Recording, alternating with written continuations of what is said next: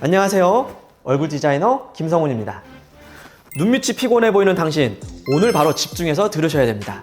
눈 밑에 심술보가 튀어나오고 푹 꺼져 보이고 처져 보이고 다크서클 때문에 고민이신 분들이 많아요. 맨날 주변에서 피곤하냐, 너 어제 잠을 못 잤냐 얘기를 들으시는데 이유가 뭘까요? 바로 눈밑이 피곤해 보이기 때문이에요. 오늘은 집에서 돈 들이지 않고도 충분히 눈밑이 좋아질 수 있는 방법 제가 알려드릴 테니까 꼭 끝까지 시청해 주세요.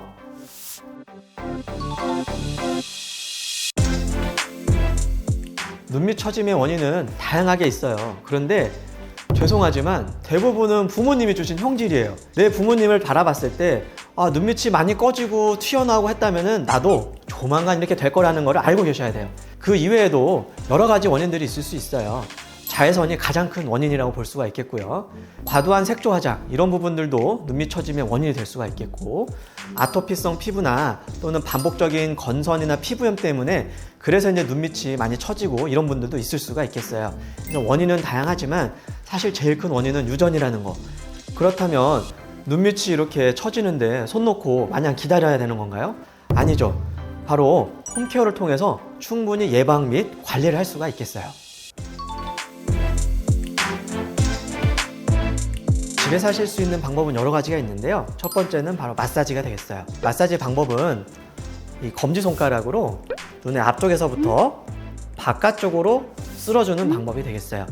반복적으로 부드럽게 안구가 압박되는 느낌 정도로 쓸어주게 되면은 피부에 자극을 줘서 콜라겐 합성을 유도할 뿐만이 아니라 피부의 노화를 늦출 수가 있겠어요. 그리고 두 번째 방법은 충분한 수분과 영양분 공급이 되겠어요. 수분 공급은 당연히 물을 많이 마시는 게 좋고요. 먹어서 영양분을 섭취하는 것도 좋지만 재생크림이나 아이크림을 충분히 발라주는 것도 크게 도움이 되기 때문에 레티노이드라고 하는 성분이 들어있는 아이크림이라면은 어떤 아이크림이라도 상관없으니까 눈가에 충분히 도포를 해주시고 완전히 흡수되도록 마사지를 충분히 해주신다면 충분히 눈밑이 개선되는 모습을 볼 수가 있겠고요. 그다음 세 번째 같은 경우는 가온 가습을 해주는 거예요. 제일 좋은 거는 수건을 물에 적셔가지고 전자레인지 한 20초 정도 돌리면 엄청 뜨거워져요. 볼이나 손등의 온도를 체크해서 약간 미지근한 상태라면은 눈에 올려주게 되면은 눈꺼풀 피부에 혈액순환이나 림프순환을 도와줄 뿐만이 아니라 눈 건강에도 도움이 많이 되기 때문에 이런 가온 가습을 할 수 있는 온찜질도 눈밑을 관리할 수 있는 좋은 방법이 되겠어요.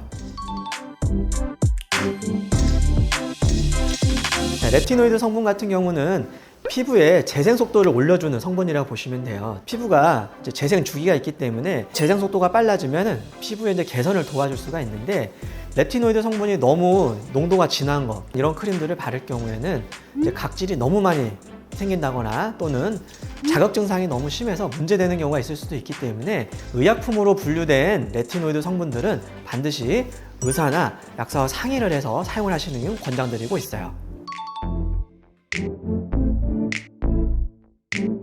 이미 눈밑이 너무 심하게 처져버렸다 이러면 아무래도 집에서 홈케어만으로는 쉽지는 않으실 거예요. 정도에 따라서 심하지 않은 경우는 눈밑 지방제 배치만으로도 충분히 개선되는 경우들이 있을 수가 있겠고요. 이 부분이 처짐이 너무 심하고 울룩불룩한 게 너무 심한 경우는 아무래도 하안검 수술을 해야지만 이런 부분들이 개선이 될 수가 있겠어요. 또한 눈밑 지방제 배치나 하안검 수술을 할 때 지방 이식이나 또는 중안면 건상과 같은 추가적인 수술도 필요한 경우들이 있을 수 있기 때문에 어떤 게 필요한지 또는 어떤 건 불필요한지 정확하게 말씀을 드려볼 테니까요. 편하게 내원해 주시면 감사하겠습니다. 아무래도 홈케어만으로는 부족하고 수술적인 치료가 꼭 필요한 경우들이 있을 수가 있어요. 그렇다면 어떤 경우에 수술적인 치료가 필요하느냐?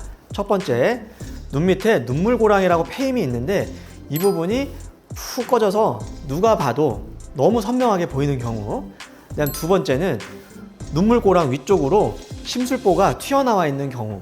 그다음 세 번째는 이 앞광대 부분이 너무 꺼지고 늘어나 있는 경우는 수술적인 치료가 필요하다고 생각을 보시면 되겠어요. 그리고 마지막으로 본인 검지손가락으로 아래 눈꺼풀을 약간 밖으로 밀면서 위쪽으로 이렇게 올려주었을 때 눈밑이 울퉁불퉁함이 사라지고 눈밑이 팽팽해지면서 다크서클이 개선됐다면 수술적인 치료가 필요한 단계라고 보시면 되겠어요. 오늘은 눈 밑이 울퉁불퉁하고 처지고 또는 다크서클 때문에 피곤해 보이는 분들에게 어떻게 하면 눈 밑을 개선시킬 수 있는지 홈케어 방법에 대해서 설명을 드렸어요. 집에서 홈케어만으로도 충분한 개선이 되지 않는다면 필요한 수술 또는 필요한 시술에 대해서 추천을 해드릴 수가 있으니까요. 저 김성훈과 같이 상의를 해보시면 좋겠습니다. 지금까지 SH 성형외과의 김성훈이었습니다. 감사합니다.